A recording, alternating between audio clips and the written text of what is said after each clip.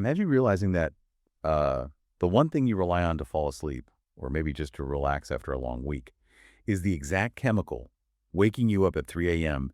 in a sudden panic. Yeah, that 3 a.m. wake up is rough. It really is.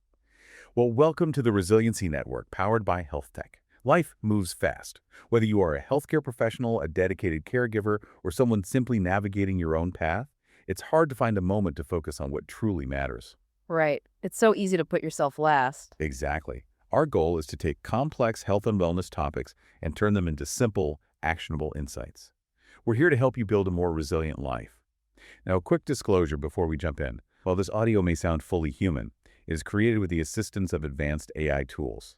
However, the team at Health Tech is deeply involved, and certified clinicians have crafted and verified this content to ensure it meets standards for accuracy, empathy, and balance. It's all about making sure you get the best, most reliable information. Yeah.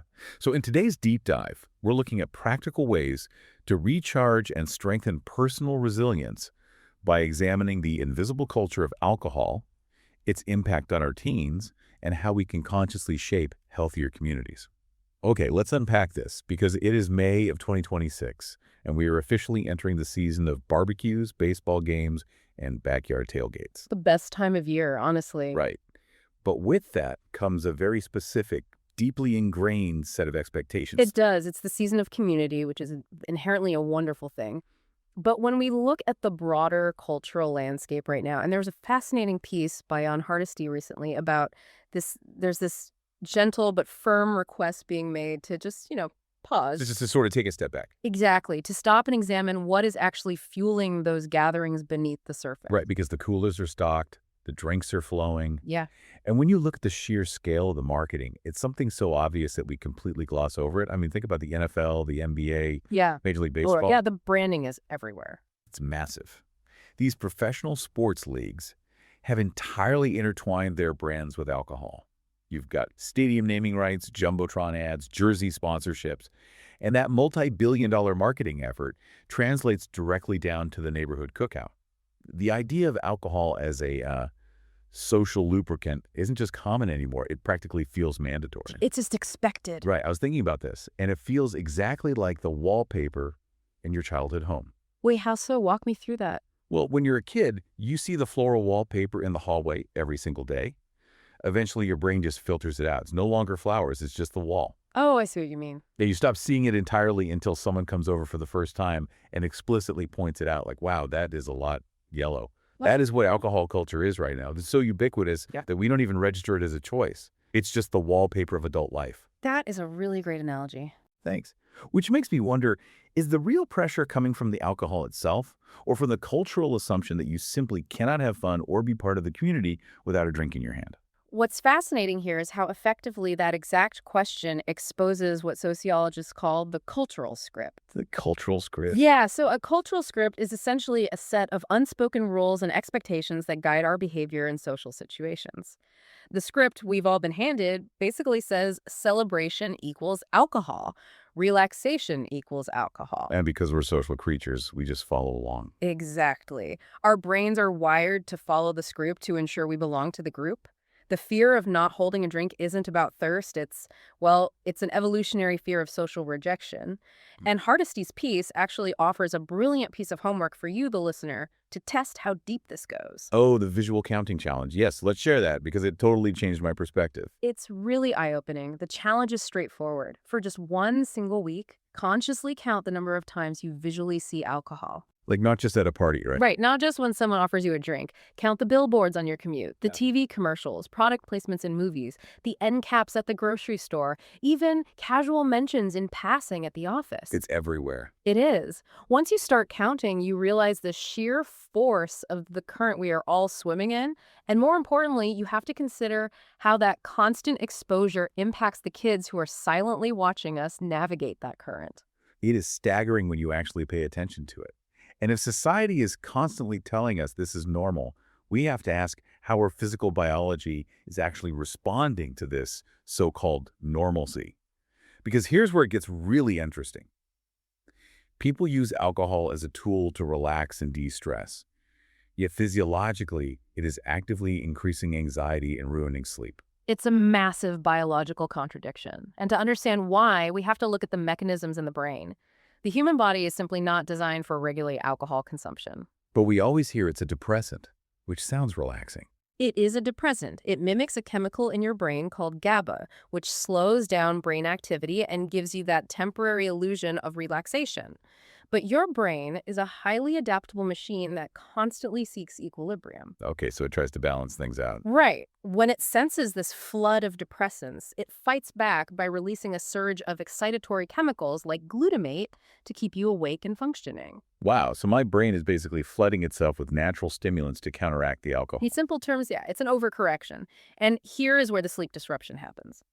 Alcohol metabolizes relatively quickly. You might pass out fast because of the initial depressant effect. But then it wears off. Exactly. A few hours later, the alcohol leaves your system, but your brain is still pumping out all that excitatory glutamate. There's no more depressant to fight, so suddenly your nervous system is hyperactive. Ah, so that's why your eyes snap open at 3 a.m. Yeah, your heart is racing, you feel a spike of anxiety. This rebound effect is why even moderate drinking is linked to disrupted sleep, mood regulation issues, and liver strain. And that brings us right back to Jan Hardisty's personal story, which really grounds all this biology. Hardisty talks about pausing drinking for 75 days via the 75 Hard program. Yeah, that's a tough program. It is. And the results were exactly what the biology predicts. Feeling healthier, more clear-headed. But the part that really stuck out to me was the social realization. Hardisty notes that when you actually go to a party and hold a non-alcoholic drink, like sparkling water, nobody cares. Yeah, that's often the ultimate revelation for people. We build up this monumental anxiety about standing out, assuming everyone is judging our cup. Wait, let me push back on that a little. If I go to a tailgate and drink water, you're saying people won't notice at all.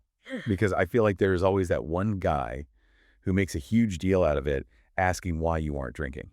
That's a very fair point, and yes, that guy definitely exists. Right. But let's look at the psychology of why that person pushes back. Often, it isn't actually about you. It's about them. Exactly. Your choice to step outside the cultural script makes them hyper-aware of their own drinking, and that triggers defensiveness.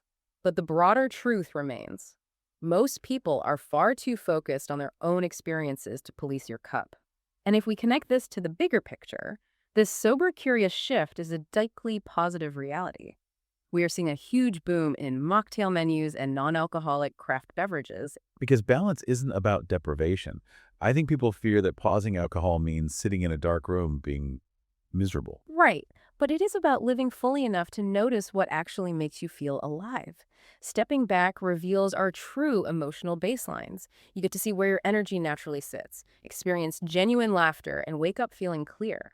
That's such a great way to reframe it. And this cultural shift isn't just about adults feeling better the morning after a tailgate. It is critically about the environment and expectations we are setting for the next generation. So what does this all mean for the teens?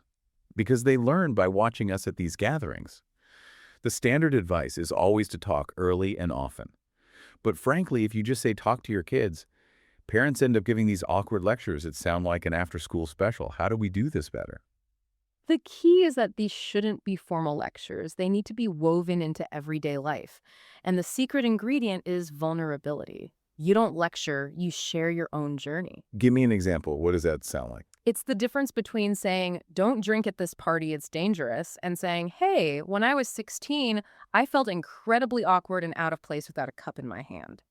If you feel that way tonight, here's an excuse you can use to leave. Oh, I love that. You're giving them an out. Right. You talk honestly about the social pressures you felt. You're giving them the script for navigating the pressure. Plus, you have to build community beyond the bottle.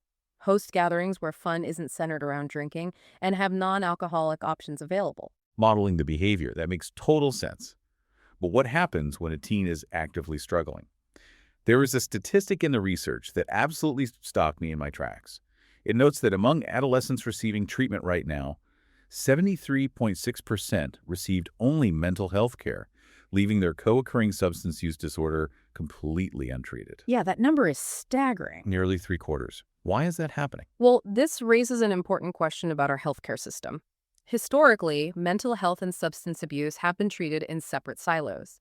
Addiction was viewed societally as a moral failing treated by specialized centers, while mental health issues like anxiety were medical issues treated by psychiatrists. But biologically, they're completely intertwined. Deeply intertwined. A teen struggling with undiagnosed anxiety might use substances to self-medicate. A teen using substances might severely disrupt their brain chemistry, causing depression. If a professional only treats one, they are only addressing half of the patient. It's like treating a house fire by only repairing the smoke damage to the walls, while completely ignoring the faulty wiring that caused the spark.